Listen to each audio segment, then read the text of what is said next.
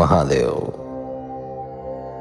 शिवपुराण श्री शतरुद्र संहिता के इस एपिसोड में आप सुनेंगे 21वें अध्याय से लेकर 27वें अध्याय तक। तो चलिए शुरुआत करते हैं 21वें अध्याय से। 21वां अध्याय, महेश अवतार वर्णन। नंदीश्वर बोले, हे महामुने, एक समय भगवान शिव और देवी पार्वती प्रसन्नता पूर्वक अपनी इच्छा से विहार कर रहे थे। उन्होंने भैरव को द्वार पर द्वारपाल बनाकर खड़ा किया था, जिसका कार्य किसी को भी द्वार पार नहीं करने देना था। उधर दूसरी ओर भगवान शिव अपनी प्राण वल्लभा देवी पार्वती के साथ लीलाएं कर रहे थे और उनसे विनोद पूर्ण बातें कर रहे थे। बात करते हुए काफी समय बीत गया। तभी देवी पार्वती की कुछ सखियां जो राजमहल में ही थीं, वहां उनके कक्ष में आ गईं। तब वे भी महादेव जी के पास बैठकर उनसे लीलाओं के वर्णन को सुनने लगीं। काफी देर तक उन सखियों से भगवान शिव की बातें करते देख देवी पार्वती को क्रोध आ गया। वे गुस्से से महल के बाहर जाने लगी। द्वार पर खड़े द्वारपाल भैरव ने देवी पार्वती को देखा तो उसके मन में विकार आ गया। वह उन्हें साधारण स्त्री समझकर घूरने लगा। देवी पार्वती ने भैरव के मन की बात पहचानते हुए उसे शाप दे दिया।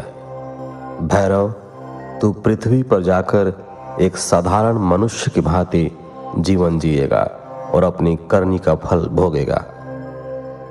जब देवी पार्वती इस प्रकार भैरव को शाप दे रही थी तो भगवान शिव भी वहां आ पहुंचे। शाप से दुखी होकर भैरव ने देवी के चरणों में गिरकर उनसे क्षमा याचना की। तब त्रिलोकीनाथ भक्तवत्सल देवादिदेव भगवान शिव ने भैरव को आश्वासन दिया।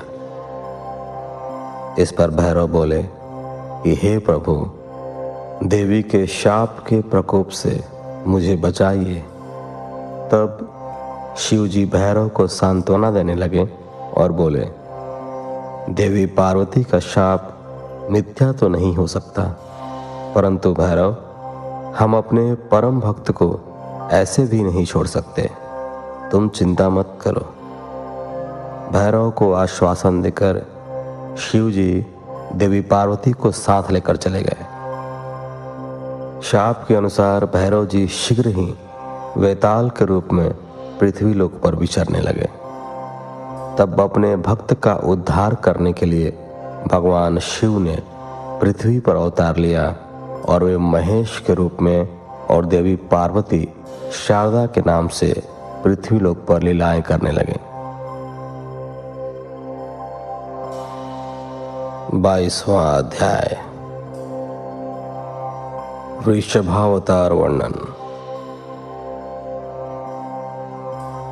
नंदीश्वर बोले, हे ब्रह्मापुत्र सनत कुमार जी, एक बार देवताओं और दैत्यों ने मिलकर बहुमूल्य रत्नों और खजानों को हासिल करने के लिए समुद्र मंथन करने का निश्चय किया। परंतु वह मंथन किस प्रकार किया जाए, यही सब सोच रहे थे। तभी आकाशवाणी हुई। आकाशवाणी ने कहा, हे कल्याणकारी देवताओं, तुम्हारा कार्य अवश्य ही सिद्ध होगा। तुम मंदराचल पर्वत को मथानी और नागराज वासुकी को रस्सी बनाकर क्षीर सागर का मंथन करो। आकाशवाणी सुनकर देवता और दानव उत्साहित होकर मंदराचल पर्वत को उखाड़ने लगे।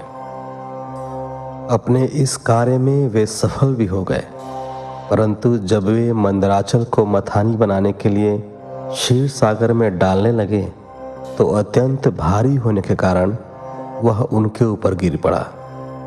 अनेक देवता और दानव उसमें दब गए। भयभीत होकर सब भगवान शिव की आराधना करने लगे। भगवान शिव अपने भक्तों पर सदा अपनी कृपा रखते हैं। उन्होंने देवताओं दानवों को बल प्रदान किया। सबने मिलकर मंदराचल पर्वत को क्षीर सागर के जल में डाल दिया। फिर नागराज वासुकी को रस्सी बनाकर समुद्र मंथन करना आरंभ किया। समुद्र मंथन के फलस्वरूप धन्वंतरी वैद्य, चंद्रमा, पारिजात, कल्प वृक्ष, उच्चैः श्रवा घोड़ा, ऐरावत हाथी, मदिरा, हरि का धनुष, शंख, कामधेनु, कौस्तुभ मणि, अमृत तथा कालकोट विष आदि वस्तुएं निकली। साथ ही परम सुंदर मनोहर रूप एवं धन वैभव की स्वामिनी देवी लक्ष्मी भी निकली। भगवान श्री हरि विष्णु ने देवी लक्ष्मी, शंख, कौस्तुभ मणि तथा गदा को ग्रहण किया। सूर्यदेव ने उच्चैः श्रवा नामक घोड़े को लिया। इंद्रदेव ने पारिजात, कल्प वृक्ष और ऐरावत हाथी से देवलोक की शोभा बढ़ाई। त्रिलोकीनाथ भक्तवत्सल भगवान शिव ने देवताओं और असुरों सहित पूरे संसार की रक्षा हेतु मंथन से निकला कालकूट विष पिया और नीलकंठ नाम से प्रसिद्ध हुए।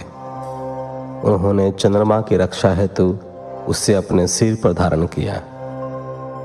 असुरों ने रमण कराने वाली मदिरा को लिया तो मनुष्यों ने धन्वंतरी वैद्य को ग्रहण किया। मुनिजनों ने कामधेनु को ग्रहण किया। तत्पश्चात सबसे अंत में निकले अमृत कलश को देखकर सब उसे लेने के लिए झपटे। देवता और असुर दोनों ही अमृत पीना चाहते थे। असुरों ने देवताओं से अमृत छीन लिया। दुखी देवता भगवान शिव की शरण में गए। तब अपने भक्तों के दुख को जानकर शिव ने श्री हरि विष्णु को मोहिनी रूप धारण कर अपनी माया से अमृत कलश असुरों से लाने के लिए कहा। विष्णु जी की माया से मोहित होकर दैत्यों ने उन्हें अमृत कलश दे दिया। तब विष्णु जी ने देवताओं को ही अमृत पान कराया। यह देखकर दैत्यों को सारी माया समझ आ गई। फिर वे बलपूर्वक अमृत पाने के लिए युद्ध करने लगे। घोर युद्ध हुआ। भगवान शिव और विष्णु जी की कृपा से देवता विजयी हुए और असुरों को विष्णु जी ने पाताल लोक जाने का आदेश दिया। वे स्वयं असुरों को पाताल ले गए, परंतु दैत्यों ने अपनी चालाकी और माया से उन्हें वहीं बंदी बना लिया और स्वयं उपद्रव करने लगे। जब देवताओं को असुरों ने प्रताड़ित करना आरंभ कर दिया, तब वे परेशान होकर ब्रह्मा जी के पास पहुंचे और उन्हें अपनी व्यथा कथा सुनाई। फिर ब्रह्मा जी देवराज इंद्र सहित अन्य देवताओं को अपने साथ लेकर त्रिलोकीनाथ देवादिदेव भगवान शिव के पास गए। वहां पहुंचकर उन्होंने शिव जी को प्रणाम किया और स्तुति आरंभ कर दी। तत्पश्चात उन्होंने शिव जी से कहा, हे भगवान, असुरों ने हमें परेशान कर रखा है। उन्होंने भगवान श्री हरि विष्णु को भी बंदी बनाकर पाताल में कैद कर लिया है। अतः प्रभु, आप उन्हें मुक्त कराएं और हमारी रक्षा करें। देवताओं की प्रार्थना सुनकर भगवान शिव ने उन्हें रक्षा का आश्वासन देकर विदा किया और स्वयं देवताओं के कल्याण हेतु वृषभावतार धारण किया। 23वां अध्याय।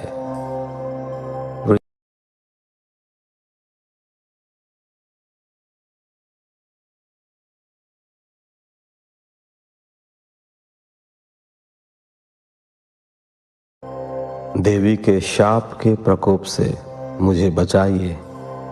तब शिव जी भैरव को सांत्वना देने लगे और बोले, देवी पार्वती का शाप मिथ्या तो नहीं हो सकता, परंतु भैरव, हम अपने परम भक्त को ऐसे भी नहीं छोड़ सकते। तुम चिंता मत करो।